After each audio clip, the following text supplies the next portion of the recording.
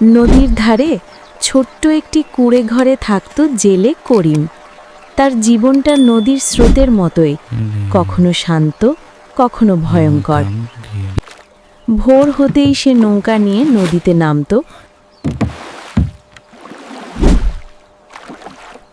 সন্ধ্যায় ফিরত জাল ভরা মাছ আর বুক ভরা ক্লান্তি নিয়ে।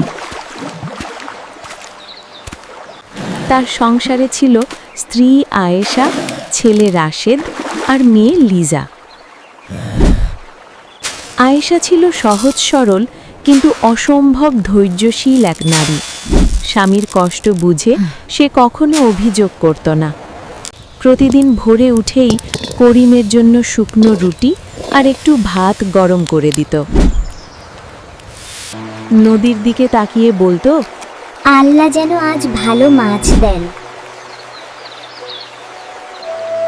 রাশিদ তখন 12 বছরের ছেলে। বাবার মতো সেও জেলে হতে চায়।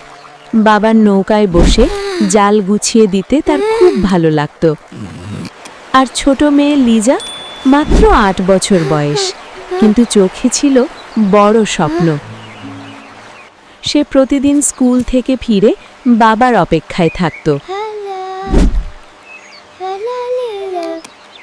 বাবার জালে ধরা রূপালী মাছগুলো দেখে সে খুশিতে হাততালি দিত। একদিন আকাশটা ছিল অস্বাভাবিক রকমের ভারী। কালো মেঘে ঢেকে গিয়েছিল পুরো আকাশ। আয়েশা বারবার বলেছিল, আজ যেও না করিম, নদীটা আজ ভালো লাগছে না। কিন্তু করিমের মুখে ছিল চিন্তার ছাপ।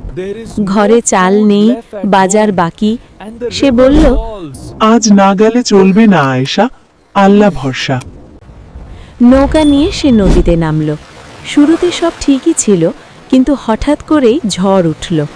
ঢেউগুলো যেন আকাশ ছুঁতে চাইছিল। করিম প্রাণপণে নৌকা সামলাতে লাগল। হঠাৎ এক ঢেউ এসে নৌকাটাকে উল্টে দিল। ঘণ্টার পর ঘণ্টা কেটে গেল। গ্রামে খবর ছড়িয়ে পড়ল, করিম নদীতে পড়েছে। আয়েশা ছুটে এলো নদীর পাড়ে। চোখে তার পানি, মুখে দোয়া। ছেলে মেয়েকে বুকে চেপে ধরে সে শুধু বলছিল, তোমাদের আব্বা ফিরে আসবে, অবশ্যই আসবে। রাত গভীর হলে হঠাৎ দূর থেকে ভেসে এলো কারো ডাক। গ্রামবাসীরা টর্চ জ্বালিয়ে ছুটে গেল। অচেতন অবস্থায় করিমকে ভাসতে ভাসতে তীরে আসতে দেখা গেল। সবাই মিলে তাকে তুলল। কয়েকদিন পর করিম জ্ঞান ফিরে পেল। চোখ খুলেই সে দেখল পাশে বসে কাঁদছে আয়েশা, আর দুই পাশে বসে আছে তার ছেলে মেয়ে। করিম দুর্বল গলায় বলল, আমি ফিরে এসেছি তো? আয়েশা হাসতে হাসতে কাঁদল। হ্যাঁ, তুমি ফিরে এসেছো আমাদের কাছে।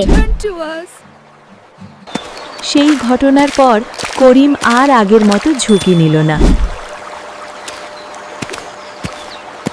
সে জাল বুনে বিক্রি করা শুরু করলো। ছেলেকে পড়াশোনায় মন দিল। লিজাকে স্কুলে ভর্তি করালো।